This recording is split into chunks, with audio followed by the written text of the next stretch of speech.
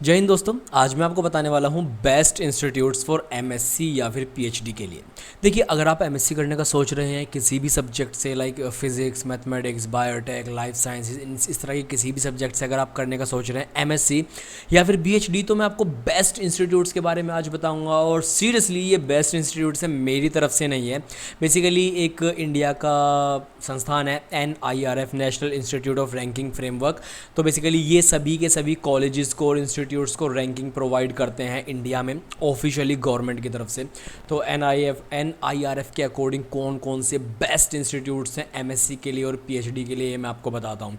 तो इस वीडियो को आखिर तक ज़रूर देखना। आप मुझे इंस्टाग्राम पर फॉलो कर सकते हैं अच्छे खासे कंटेंट के लिए, जॉब अपडेट्स के लिए और ज़्यादा जानकारी के लिए, जैसे कि एडमिशन से रिलेटेड प्रोसेस वगैरह का, उन सब के लिए। तो चलिए मैं आपको बताता हूँ कुछ अच्छे इंस्टीट्यूट्स के बारे में। देखिए, अगर हम बात करते हैं NIRF से रिलेटेड, तो NIRF की अगर बात करते हैं, मेरे माउस कर्सर को अगर आप देखेंगे तो यहाँ से शुरू होता है number 1, number 2, number 3, number 4, number 5, 6, 7, 8, 9, 10। यहाँ 10 तक गिनती आ जाती है, यानी कि ये रैंकिंग दी हुई है, ओवरऑल 2022 की रैंकिंग है। इसमें नंबर 1 से शुरू होता है Indian institute of technology Madras. Number 1 पर इंडिया में जो कोई इंस्टीट्यूट है तो वो IIT मद्रास है। उसके बाद आप बोलेंगे, अभी मैं इनमें एडमिशन का प्रोसेस भी बताऊंगा, कौन सा एग्जाम होता है वो भी बताऊंगा, किस किस सब्जेक्ट में होता है वो भी बताऊंगा। तो वीडियो का आखिर तक जरूर देखना। तो उसके बाद में सेकंड नंबर पर है IIT साइंस बेंगलोर। बेसिकली उसके बाद में है IIT बॉम्बे, IIT दिल्ली, सारे IIT भरे पड़े हैं इसमें। IIT Kanpur, IIT Kharagpur, IIT Roorkee, IIT Guwahati. चलो शुक्र है 9th नंबर पर एम्स आ गया और 10वें नंबर पर JNU दिल्ली इसमें आ गई। तो चलिए ये तो बात हो गई कि भाई चलो हमें ये तो दिख रहा है कि जो है IITs सबसे ऊपर नज़र आ रहे हैं। तो IITs में एडमिशन लेने के लिए आपको करना क्या पड़ेगा? IITs में बेसिकली एडमिशन लेने के लिए गाइज एक एग्जामिनेशन होता है। इतना कोई भारी चीज़ नहीं है कि आप नहीं ले पाएंगे एडमिशन एमएससी में। एमएससी में आप एडमिशन ले सकते हैं, जेई वगैरह में एडमिशन लेना बहुत ज़्यादा मुश्किल होता है। तो आपको अगर आप IITs में, एमएससी में, या फिर कुछ इंटीग्रेटेड कोर्स होते हैं जिनमें साथ में PhD भी कराते हैं, इसमें अगर आपको एडमिशन लेना है तो एक एग्ज़ाम होता है बेसिकली IIT जैम का। तो अगर आप इंडिया के टॉप इंस्टीट्यूट में पढ़ना चाहते हैं तो आप IIT जैम को क्वालिफाई कर सकते हैं। इसी से रिगार्डिंग कुछ और इंपॉर्टेंट चीज़ बताना चाहता हूँ, जैसे कि अगर आप IIT जैम की प्रिपरेशन करना चाहते हैं अनअकैडमी के ऊपर, तो आप पूरा मतलब 10 नहीं, 15 नहीं, 20 नहीं, 25 नहीं, पूरा 38% का जो है सेविंग्स कर सकते हैं अपने सब्सक्रिप्शन पर। और ये सब्सक्रिप्शन जो है ये 19 अगस्त तक वैलिड है। और इसमें जो है अभी आपको कुछ ड्यूरेशन एक्स्ट्रा भी मिल रहे हैं, लाइक 24 मंथ पर 4 महीने आपको एक्स्ट्रा मिलेंगे, 12 महीने पर जो है 3 महीने एक्स्ट्रा मिलेंगे। इसके लिए आपको कोड यूज़ करना पड़ेगा चॉक टॉक 10। और अनअकैडमी को क्यों चूज़ करना चाहिए? क्योंकि आपको यहाँ पर वाइडेस्ट चॉइस मिलेगी एजुकेटर्स की, एक से एक बड़े एजुकेटर है। उसके बाद में अलग अलग तरीके के कोर्सेज वगैरह हैं, बहुत सारे कोर्सेज हैं, अलग अलग बैचेस स्टार्ट होते रहते हैं, अनलिमिटेड व्यूज़ हैं, कितना ही भी देखो आप लेक्चर्स को, डेडिकेटेड डाउट सॉल्विंग सेशंस इसमें होते हैं। उसके बाद में प्रिंटेड कॉम्प्रिहेंसिव नोट्स, आपको प्रिंटेड नोट्स मिल जाएंगे, एंड टू एंड प्रिपरेशन, मतलब ज़बरदस्त आपकी प्रिपरेशन यहाँ से हो जाएगी। लाइव मेंटोरशिप है, टीचर से डायरेक्ट बात कर सकते हैं, और डेली आंसर प्रैक्टिस है बेसिकली मेंस वगैरह के लिए।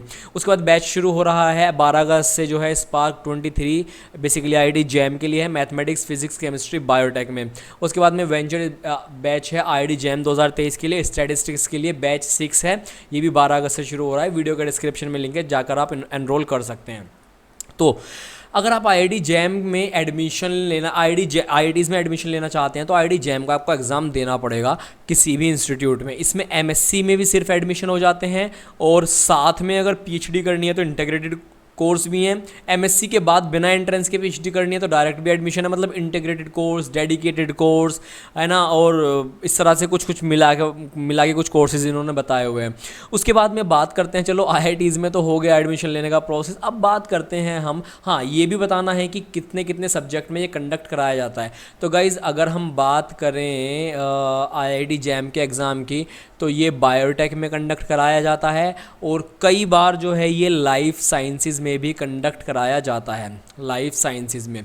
और कई बार जो ये, बाकी लाइफ साइंसेज में हमेशा नहीं होता है, कभी कभी होता है, लेकिन बायोटेक में हमेशा होता है। और ये जो है फिज़िक्स वगैरह में भी होता है, मैथमेटिक्स में होता है, आपका इकोलॉजी में होता, इकोनॉमिक्स में भी हुआ था आपसे पिछली बार जब हुआ था, इकोनॉमिक्स में भी हुआ था। तो ये कुछ सब्जेक्ट केमिस्ट्री वगैरह में भी होता है, तो आप ये एग्ज़ाम भी दे सकते हैं। ज़्यादा जानकारी के लिए इसके वेबसाइट पर जा सकते हैं, आप वीडियो के डिस्क्रिप्शन में लिंक दे दूंगा।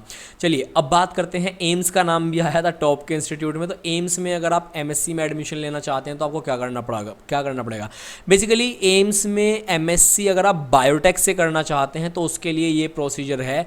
उसमें एक एग्ज़ाम होता है जिसको बोला जाता है एम बायोटेक करके एक एम्स के लिए एक एग्ज़ाम होता है। अगर आप इसको पास कर लेते हैं तो आप अपना एम्स में एमएससी कर सकते हैं बेसिकली बायोटेक में। और दूसरे सब्जेक्ट में करनी है आपको एनाटॉमी में, फिजियोलॉजी में, तो उसकी एलिजिबिलिटी बायोटेक वालों के लिए सिंपल ऐसी नहीं होगी। फिर बीएससी भी अगर उसी सब्जेक्ट में की हुई है, एनाटॉमी में, फिजियोलॉजी में, किसी चीज़ में, मेडिकल माइक्रो में, किसी में, तो उसी में फिर आपको देना पड़ेगा वो एग्ज़ाम। लेकिन एम्स के लिए, एमएससी के लिए जनरली बायोटेक वालों के लिए यही एग्ज़ाम है। उसके बाद जेएनयू है। तो गाइस जेएनयू का नाम भी आपने सुना होगा, काफ़ी दंगे वगैरह होते ही रहते हैं, नाम उछालते ही रहते हैं हमारे कंट्री में नेता लोग बड़े बड़े इंस्टीट्यूट्स का। ऐसा क्यों है? अच्छा कमेंट करके बताना ये अच्छा है या गलत है। इतना अच्छा इंस्टीट्यूट है, मतलब टॉप 10 रैंकिंग में आता है, तब भी उसके ऊपर इतनी कीचड़ उछाली जाती है, मुझे समझ में नहीं आता क्यों।